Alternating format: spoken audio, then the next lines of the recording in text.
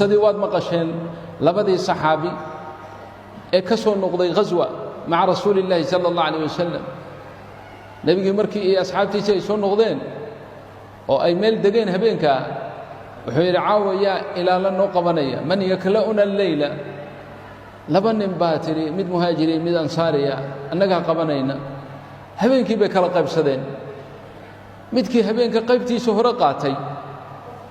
kii kale walaalkiisa wuxuu yidhi iska seexo anaa markaa habeenka naskiis maraya ku kicin dooneen ninkii waa seexday saaxiibkii ahaa isaguna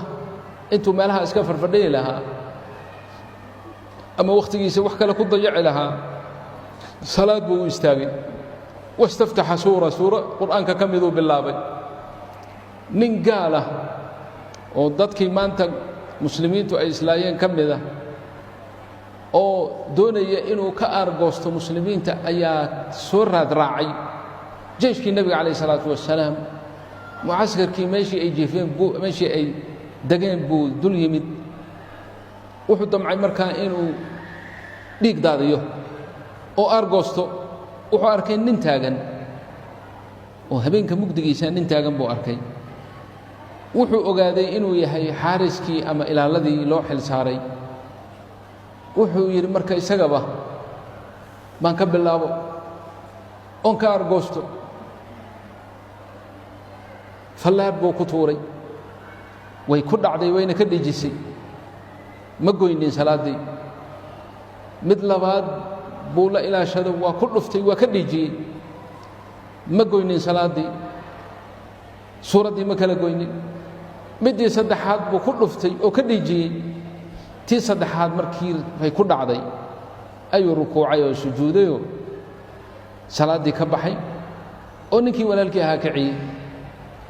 ninkii walaalkiisa markuu kacay oo arkay ninkan walaalkiisahoo dhiig da'ya ayuu kacay gaalkii buu eriyey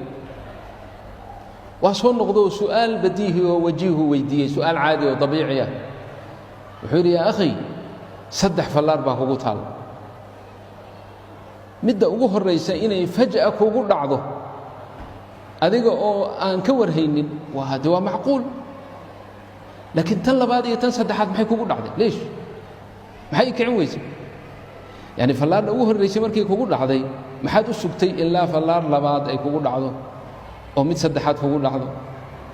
marka ninkaas jawaabtiisa maqla arrintiisana la yaaba ismacuu ilaa jawaabihi watacajabuu min xaalihi haddiiba dee cajabay nagu jirto haddii aan wax dareensannayn wax naga maqan yahay wuxuu yidhi yaa akhii kuntu aqra'u suuratan min kitaab illaah suurad kitaabka ilaahay aan akhrinayay fakarihtu waxaan kahday oo necbaystay an aqطacahaa inaan kala gooyo suuraddii ilaa aan ka dhammeeyo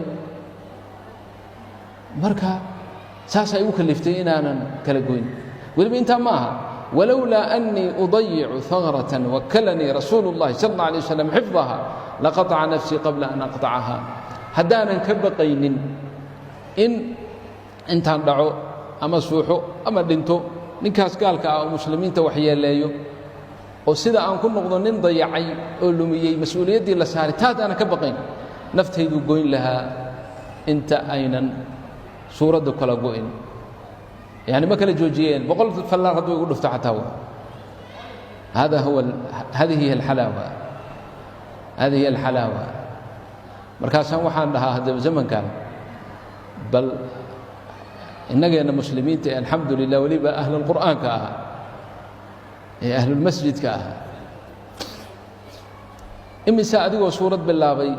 fallaadh ay kugu timid fallaadhu xaggee ka timid hada almobail waynu iphone ay galaxy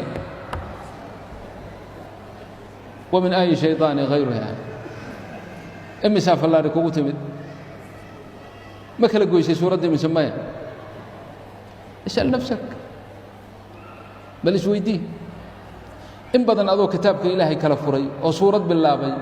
telefoon fallaar isa naftirkiisu waa la fallaar moogta fallaar buu soo ganay